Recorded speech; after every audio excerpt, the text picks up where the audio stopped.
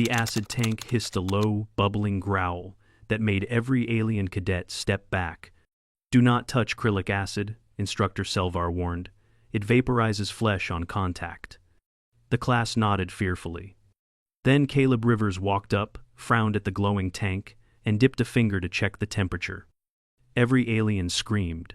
The hazard alarm activated. Selvar fainted. Caleb blinked. "It's warm." 3 hours earlier, Caleb had been elbow-deep in a faulty grav washer on Deck G when a buzzing message scrolled across his wrist panel. "Mandatory safety orientation. Hazardous materials lab, attend immediately." He wiped hydraulic gel from his palms, frowned at the double booking, and muttered, "Probably meant for the cadet dorm again." But ignoring mandatory orders, even mistaken ones, earned you time in systems compliance review. And nobody wanted to spend their Friday debriefing a tri-squid named Zarlo about protocol misunderstandings. So Caleb trudged across campus, still in his stained maintenance coveralls. The hazardous materials lab smelled like ionized plastic and ambition. White walls gleamed under UV lighting, and polished metal tables stood in precise rows. Floating projectors displayed diagrams of burning limbs and corrosion events. A large red sign read, "Safety is a state of mind," also a legally binding state form. Aliens gathered in small groups, whispering in hushed clicks and warbles.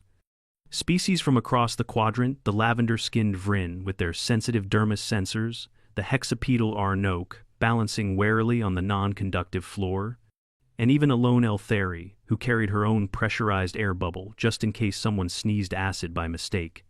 Caleb stood alone. He rubbed at the back of his neck and shifted from foot to foot. The vent unit above him coughed weakly and stopped spinning. Of course it broke. He rolled his eyes and started unzipping the top of his coveralls for airflow when Instructor Selvar entered 7 feet of glittering chitin and righteous authority. "Silence," Selvar intoned, his voice laced with static from his translator node. "You stand before the known galaxy's most lethal materials. Respect is not optional. Ignorance is fatal." A few students bowed. Caleb scratched his nose.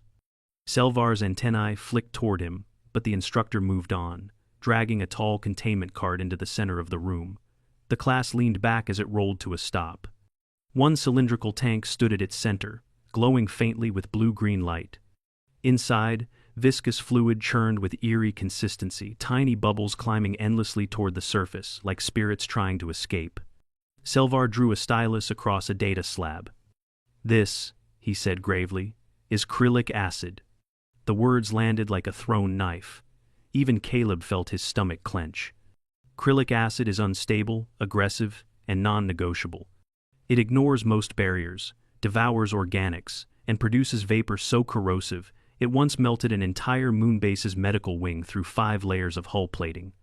He paused for effect. The Vryn student nearest the tank took a careful step back. The Eltheri sealed her bubble tighter. "Let us be clear," Selvar continued. "You do not sniff it. You do not shake it. You do not see what happens when mixed with lunch juice." A few of the braver species chuckled nervously.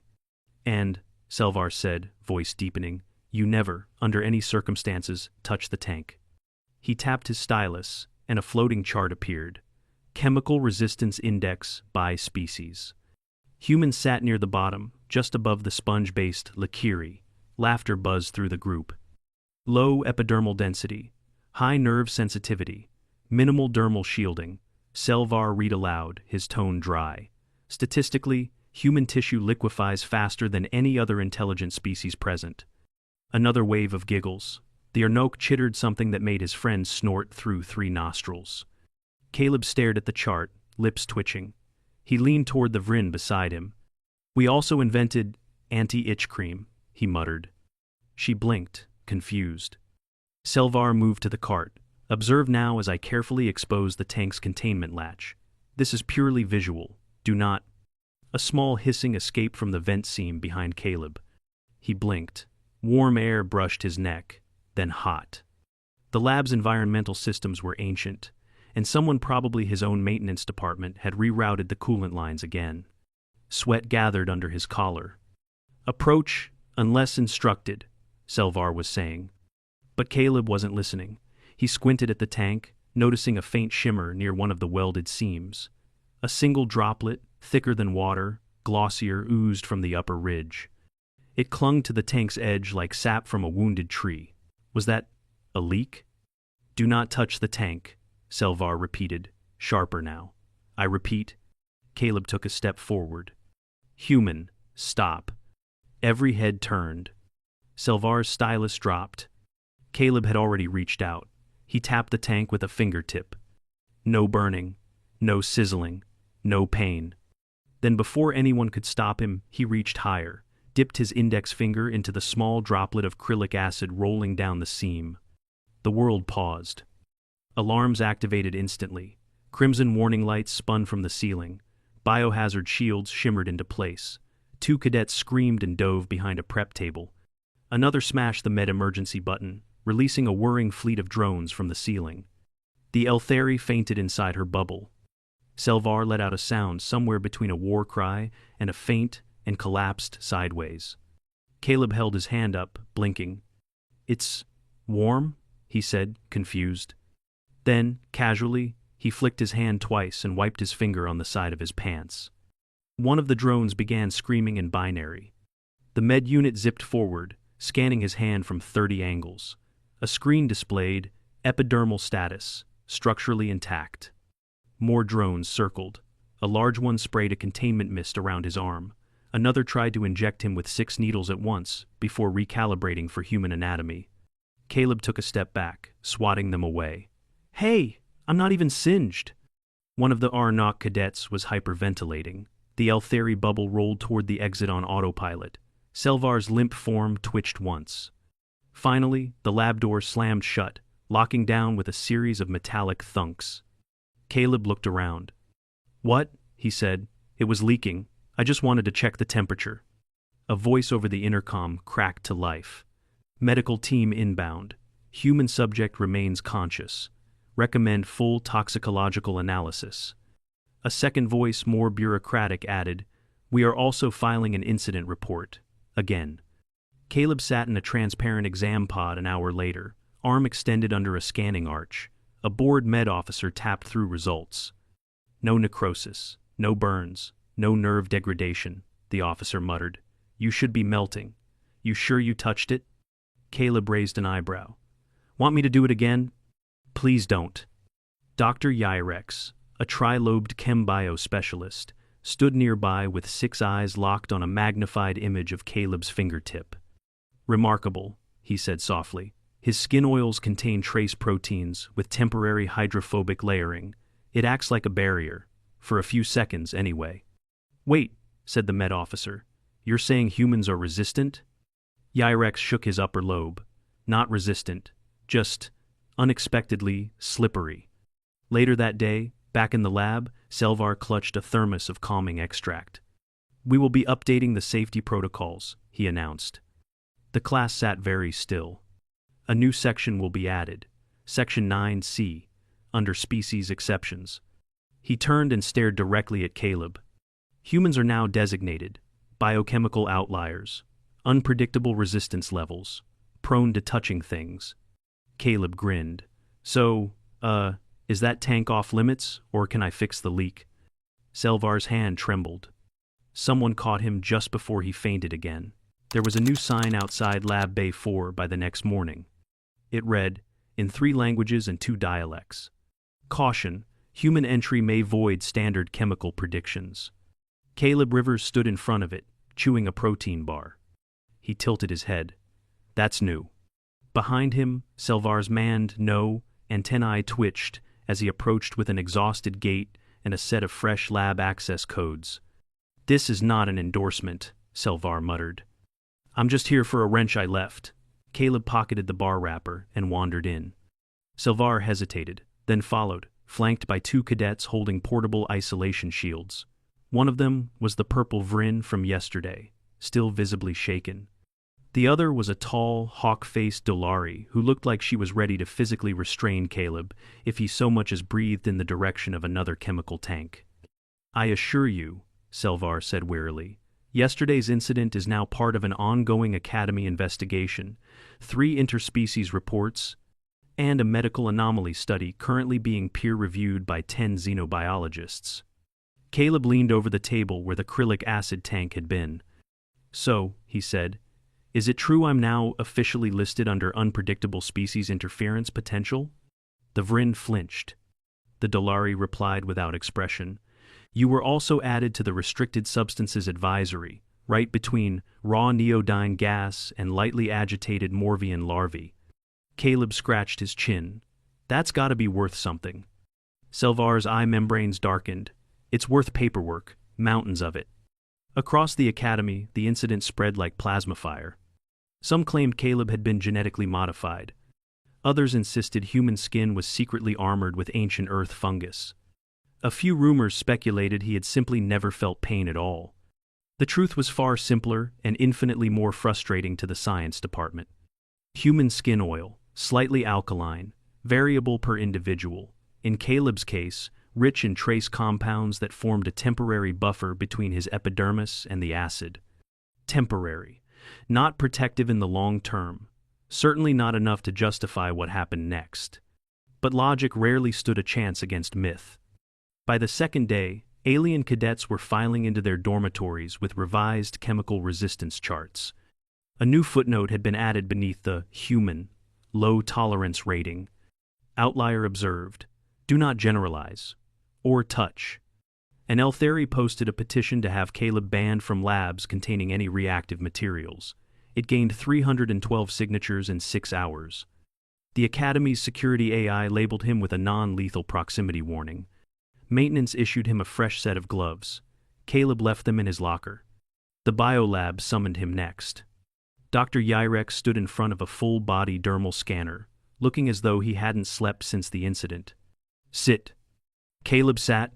Yrek gestured, and a hologram of his finger bloomed mid-air. "You understand what you did was statistically impossible?" the doctor asked. "I don't think checking the temperature is a crime," Caleb said. "You breached a tank of Class 5 acid with unprotected skin." "I didn't breach it. I touched a drip." "That drip could have killed any other known species in under 1 second. The fumes alone should have caused ocular degeneration.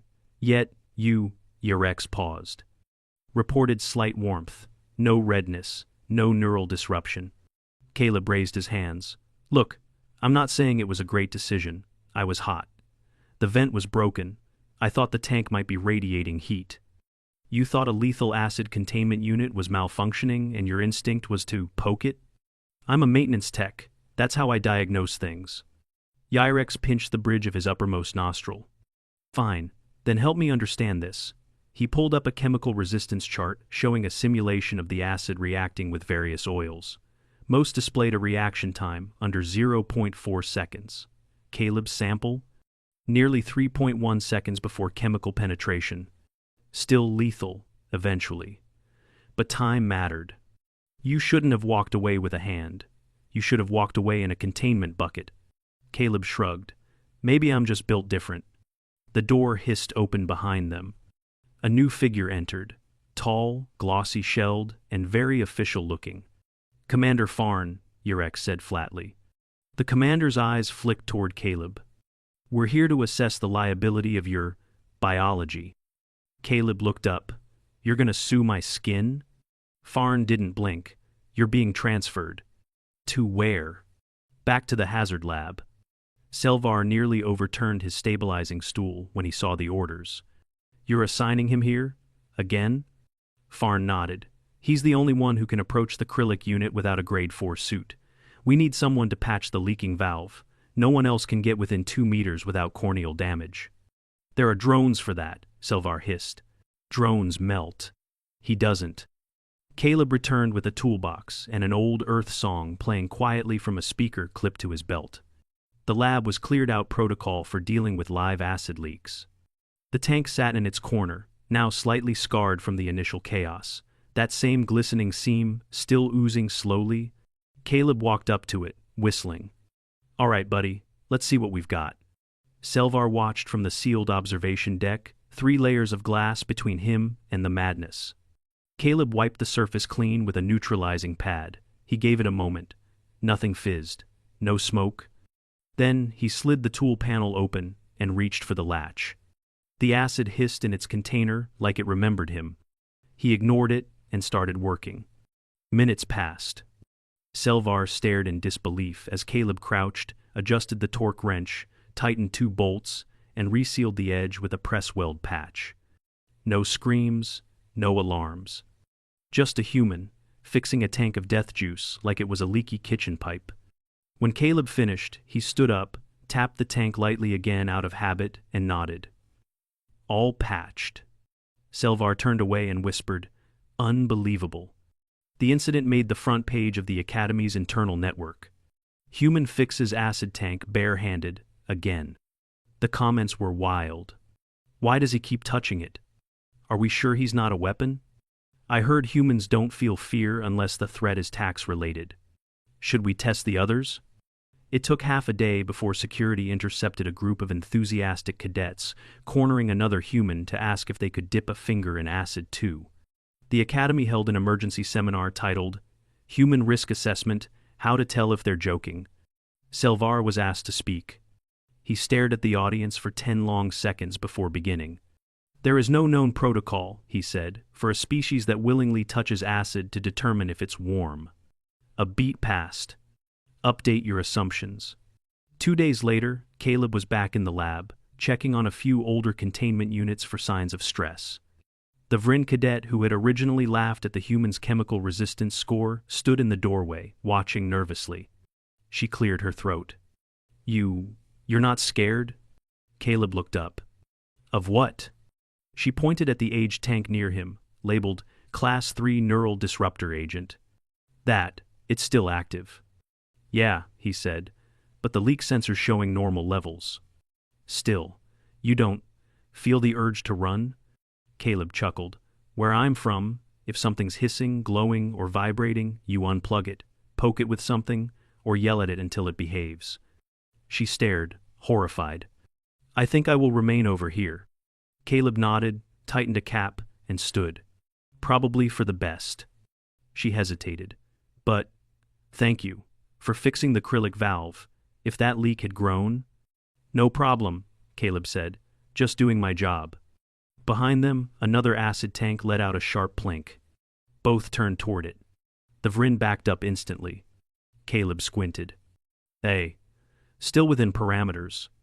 She shook her head. "Humans are strange." Caleb stretched his arms. "Yeah, but we're useful, especially when things start melting." By the end of the week, another update was posted to the Academy's Hazard Manual. Section 9C3. Human Engagement Protocols. In situations involving high-risk corrosives, humans may exhibit unusual tolerance, disregard for standard safety thresholds, or a tendency to just see if it's leaking. Do not attempt to emulate this behavior unless you possess similar epidermal chemistry or a death wish. Caleb read it and smiled. They hadn't banned him from the lab. They just updated the rulebook. He folded the manual under his arm, whistled softly, and headed toward the next maintenance request, an overheating plasma tank in Engineering Bay 7. With any luck, it was just hot enough to burn. Or, at least warm enough to check. 3 weeks had passed since the acrylic acid incident. The story had spread far beyond Helion Academy, whispered along comms, passed between ships, and even featured in a weekly dispatch called Galactic Safety Digest, Special Human Edition. One headline read, "Technician touches death juice, survives, offers to fix the leak." Caleb Rivers tried to ignore it. He still wore the same grease-stained coveralls, still drank lukewarm coffee from a mug that read, "If it ain't leaking, it's not alive," and still filed repair reports that nobody read. But things were different now. Wherever he went, aliens stared, some discreetly, others not. The cafeteria cleared a 10-foot radius when he walked in with a Band-Aid on his thumb. At first, he thought it was something on his face. But no, they weren't afraid of germs. They were afraid he might poke something again. It didn't help that every lab Caleb entered now included a mandatory safety announcement. Please refrain from skin contact with any and all volatile substances, even if you are a human technician with a proven tolerance anomaly. The quotes around proven were doing a lot of work. One morning, as he repaired a faulty cryo-seal in the propulsion module, a high-pitched voice piped up behind him. "Excuse me, human?" Caleb turned. A round, metallic exosuit wobbled toward him, piloted by what appeared to be an Umari soft-bodied, aquatic, and easily stressed. "Yes?" Caleb wiped frost from his gloves. The Umari peered through the suit's dome. "Would you possibly demonstrate your acid resistance for our safety symposium?" Caleb frowned. "You want me to touch more acid?" "Well, yes, for science. The theme this year is species resilience and risk perception. Hard pass." "Oh, that's disappointing." The Umari turned to leave, then hesitated. "Is it true you didn't even flinch?" "I flinched a little," Caleb muttered. "You're listed as functionally unreactive." "That's just my face." The exosuit beeped and rolled away. Caleb sighed and returned to tightening the seal. By now, the Academy had added 2 new training modules based solely on Caleb's incident. One was titled Unexpected Biological Tolerances, the Human Factor. The other, Do Not Assume They Know Better, When Curiosity Defeats Self-Preservation. Instructor Selvar was assigned to teach both. It did little to improve his health. He began each class with the same warning. If you see a human moving toward a container labeled Class 5 Lethality, do not ask why. Do not assume they are joking, and never assume it's safe just because they're smiling. Caleb's popularity among the alien cadets was a strange phenomenon. Half admired him. The other half treated him like a barely contained biological weapon. He began receiving strange gifts, insulated gloves from a nervous Valari, a handwritten note from a Rainoke that read, "For the one who survives the unthinkable," and even a commemorative pin shaped like a acrylic tank with the words, "I touched it," engraved underneath. Caleb wore the pin exactly once. Selvar confiscated it before the next lab session. The real shift came when the Academy Council summoned him. He walked into the circular meeting chamber, still in his coveralls, tool belt slung over one shoulder. 12 high-ranking officials sat around a raised platform, each from a different species. Glowing sigils behind them represented departments like xenobiology, interstellar law, and interdisciplinary harm reduction. Counselor Prex, a translucent-skinned being with visible arterial pulses, addressed him first. "Technician Rivers, we require clarification." Caleb raised a brow. "Did I break something?" "No, you fixed something, and that's what worries us." The council played footage of the acrylic incident. The screaming, the fainting, the flicked finger. Then the footage cut to drone logs, showing Caleb calmly patching the tank without gear. "You should not have survived," said Prex. "Yeah, I've heard that." Counselor Wraith, a bone-plated Sornar, leaned forward. "Some on this council believe you are an anomaly. Others believe you are a threat. Which are you?" Caleb looked around the room. "I'm a technician. That's it. You rewrote our containment protocols with your finger." Caleb gave a half-smile. "That wasn't the plan." Counselor Prex gestured to a panel. "We've reviewed your dermal composition, your sweat glands, your skin oils, everything. Do you know what we concluded? That I need to moisturize?" A few counselors blinked in confusion. Selvar, seated silently along the side wall, buried his face in his data pad. Prex continued. "We concluded you represent a category of threat we've never considered. Benign volatility." Caleb squinted. "That sounds made up." "It means you are statistically unlikely to intend harm, but extremely likely to cause it by accident." Counselor Wraith added, "Your species survives on a combination of boldness and obliviousness. That makes you uniquely dangerous in environments where fear preserves life." "I wasn't being bold," Caleb said. "I was trying to figure out if the tank was overheating. By touching it. Would you prefer I let it blow?" Silence. Selvar, without looking up, muttered, "That is technically fair." After a long debate, the council made its decision. Caleb would not be expelled, punished, or assigned to a different department. Instead, he would be given a new role, technical hazard liaison. No pay increase, but full lab access, and a badge that read, Level 0 Hazard Rating, Human. Back in the hazard lab, a few days later, Caleb found himself training alongside a new batch of cadets. This time, he was on the other side of the containment barrier, assisting with system checks, while Selvar lectured. "The Krillic tank is stable," Selvar announced, "but must never be touched, ever." Caleb cleared his throat from behind the glass. Selvar twitched. "Unless, of course, your epidermis contains a statistically improbable chemical buffer, and you lack the instinct for self-preservation." Caleb gave a thumbs up. The cadets looked confused. One raised a hand. "Sir, what if the human is wrong next time? Then he will dissolve, and you will learn something new." That afternoon, a surprise field evaluation was called. The Academy's internal audit team had arrived unannounced, citing safety compliance checks. Caleb was in the middle of recalibrating a storage cooler when the inspectors entered. The lead auditor, a glossy-plated Draxari named Uralix, scowled at him. "Are you the human who touched the Krillic acid?" Caleb sighed. "Yes, that's me. We're here to ensure there are no repeat incidents." Caleb nodded. "Then fix your ventilation. That's why I touched it in the first place." Uralix blinked. "You were overheated?" "I was sweating through my uniform. If the tank had a thermal leak, it could have blown. I checked." "You checked with your skin." "I'm tactile. Sue me." Uralix scribbled something on his pad. "We'll be auditing your entire work history." Caleb handed him a tablet, already compiled. "Includes every fix, adjustment, and override I've made for 3 years. Annotated." Uralix took the tablet, scanned it, and paused. "You rerouted the coolant lines on Deck G last year and prevented a chain reaction." "I did."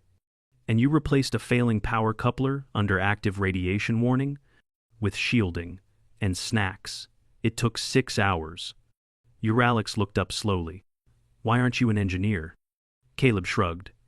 "I like fixing things, not sitting in meetings." The Draxari tapped his pad again. "You're reckless. Only when things are broken." Another pause. "You're also very good. Don't sound so surprised." In the end, the audit team made just 2 official recommendations. First, install fans in Lab Bay 4 to prevent human overheating. Second, never let Caleb Rivers enter a chemical containment zone without someone watching him very closely. Caleb read the memo. "So I can go in, just with a chaperone." Selvar buried his head in his hands.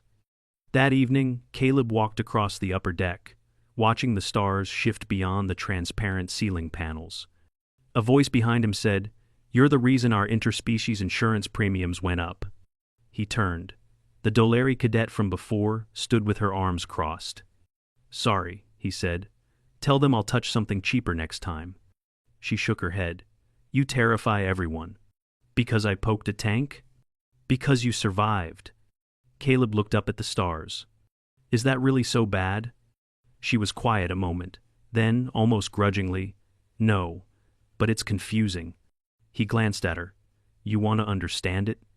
"I want to know what makes a human look at lethal acid and wonder if it's warm." Caleb smiled faintly. "I think it's the same thing that made your people invent faster than light travel. Curiosity, the need to know." "But you could have died." "Yeah, but I didn't." She watched him a moment longer, then nodded once and walked away. Caleb stayed there, staring at the stars. The Academy might never understand him, but they were learning. And he had a toolbox full of repairs, a badge that still smelled like ink, and a reputation that could now survive acid. All in all, not a bad week. And tomorrow? Tomorrow, something else would break. And he'd be there, poking it. Helion Academy's Hazardous Materials Lab had added yet another sign to the entrance by the start of the month. Warning: human permission required for high-risk chemical access. Underneath, in fine print, "See Rivers, Caleb. Try not to startle him." Inside, the Krillic acid tank had been relocated to a new, reinforced containment room, complete with pressure seals, active vapor scrubbing, and 3 redundant emergency protocols. The door bore the label, Class 5, Lethal on Contact. And taped underneath it, with 0 authorization, someone had added a sticky note that read, "He touched it. It was warm." By now, Caleb Rivers had become something of a ghost story for incoming cadets, spoken about with awe, fear, and sometimes reluctant respect. New trainees whispered about him before the orientation began. Is it true he licked the acid off his hand? No, it was just on his finger. I heard he stared into the tank, and it flinched. He fixed the leak, barehanded. My cousin saw him sneeze on a corrosive resin and it apologized. None of it was true. Not the sneezing, not the licking, and definitely not the tank flinching. But the myth had grown beyond Caleb's control. He tried to ignore it. Then came the invitation. Not from the Academy, not from Selvar. From the Zanari Chemical Congress, the most prestigious interstellar science body dedicated to hazardous material research and containment theory. Caleb had to read the message twice. To Technician Caleb Rivers, we formally request your presence at the 5th Annual Galactic Reactive Compounds Symposium. Your presence is of significant scientific interest. Enclosed, travel voucher, guest credentials, and presentation slot. He showed the message to Selvar. Selvar stared at the screen, then rubbed his eyes with 3 fingers. You're giving a presentation? He asked, hoarsely. Caleb shrugged. Looks like it. About what, exactly? How I Didn't Melt, by Caleb Rivers? I was thinking more like unexpected human tolerances in high corrosive environments. Selvar exhaled slowly. Don't touch anything on stage. No promises. The symposium was held aboard the Valenti Ark, a massive research vessel orbiting a red dwarf system. It had rotating rings, self-cleaning walkways, and over 300 attending xenochemists, toxicologists, and containment specialists from 27 species. Caleb walked through the main atrium wearing his cleaned-up coveralls. He'd politely declined the formal robes offered at the entrance. He was here to be honest, not impressive. Dr. Yirex met him outside the presentation hall. You're late, Yirex said, eyes shifting. I was stuck in the self-documenting elevator. The what? It kept narrating my movement. I had to convince it I wasn't part of an emergency. Yirex stared at him. This is exactly why you confused the council. The symposium's main chamber was vast and echoing. A raised central platform displayed labeled samples of dangerous substances, acrylic acid among them. One presenter, a Telari from the Mern V Institute, was currently demonstrating a new non-reactive containment gel that could suspend Class 3 oxidizers indefinitely. The audience murmured appreciatively. Then it was Caleb's turn. He stepped onto the platform and faced a sea of eyes compound, lens-based, and neural visual alike. Hi, he began. I'm Caleb. I fix things. Polite silence. I'm also, apparently, the only person to touch acrylic acid with my bare skin and not immediately explode. A few scientists leaned forward. I wasn't trying to prove anything, Caleb continued. The ventilation was broken. I was overheating. The tank was leaking. I checked the seal. I touched the drip. He paused. I did not know it was acid. Not then. Someone gasped. I should have. That's on me. Polite laughter. But it turns out my skin oils created a brief barrier. Not perfect, not repeatable, just long enough to avoid damage. He tapped the projector behind him. It displayed the chemical structure of his sebum, annotated by Yirex. I'm not resistant. I'm not immune. I just got lucky, and maybe a little chemically weird. The next slide showed his repair log's routine jobs. Every day. Boring stuff. But I wasn't brave. I was just doing maintenance. He looked at the crowd. And that's the part I think we forget. We design systems to be perfect, controlled, predictable. But entropy doesn't care. Pipes burst, seals leak, people make mistakes. He took a breath. I didn't survive because I'm human. I survived because I was there. I was paying attention. And maybe, just maybe, because I didn't panic. Silence held for a long moment. Then someone in the back raised a tentacle. Would you touch it again? Caleb blinked. No. Laughter broke out. Absolutely not, he said, chuckling. That was a one-time deal. My hand still gets itchy when it's humid. Another voice asked, Do you think other humans could replicate the reaction? Caleb shrugged. Only if they're as oily and stubborn as me. Yirex leaned into the mic. We are testing 6 candidates next month. Caleb turned to him. You're what? Volunteers only, Yirex added quickly. The room laughed again. After the talk, A crowd gathered around him. Some asked for copies of his skin scan, others offered to test him against milder compounds. One curious pair invited him to a toxicity tasting event. He declined instantly. By the end of the day, he had 12 follow-up requests, 3 interview offers, and a surprisingly detailed sketch of his finger on a commemorative symposium mug. He kept the mug. Back at Helion, Caleb's return was met with what passed for quiet celebration. Selvar didn't faint. He simply looked up from his data slab and asked, "Did you embarrass us?" "I was very professional." "Did you touch anything?" "Only a coffee dispenser." Selvar nodded once. "That's progress." The final addition to the safety manual came a week later. Section 9C. 7. Human interaction with corrosives. Revise. Humans may present unpredictable resistance to certain compounds due to biochemical variants. Under no circumstances should this be interpreted as evidence of general immunity.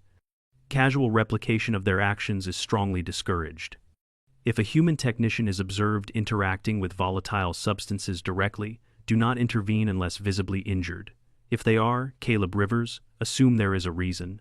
Still try to stop them anyway. In the lab, one afternoon, Caleb ran into the Vryn cadet again. She looked taller now, more confident. She offered a small nod. "They made your talk mandatory viewing for new students," she said. "Hope I didn't scare them." "You didn't, but now they keep gloves on, even when touching nutrient gel." Caleb smiled. "Probably for the best." She hesitated. "Would you ever touch it again, if it started leaking?" He looked at the tank. Then, at his hand. Then back at her. "Only if nobody else was around," he said, "and only if it needed fixing." She nodded. "I think that's what scares them most." "What?" "That you don't think it's scary." Caleb tilted his head. "I do. I just know what's scarier." "Like what?" He smiled, letting it stay broken. Later that night, he sat alone in the lab, staring at the glowing tank. It hummed softly under its reinforced seals. Everything looked stable. But he checked anyway. Not with a finger. With sensors, diagnostics, logs. That was the real shift. Not that he could touch it, but that now, finally, he didn't have to. Still, as he turned to leave, he paused and gently patted the side of the tank, gloved this time. "Stay warm, buddy." Behind him, nothing screamed. Nothing melted. And somewhere deep in the safety systems, a little alert blinked. Human presence detected, system stable. Caleb walked out of the lab. The door sealed behind him. And this time, for once, nothing exploded.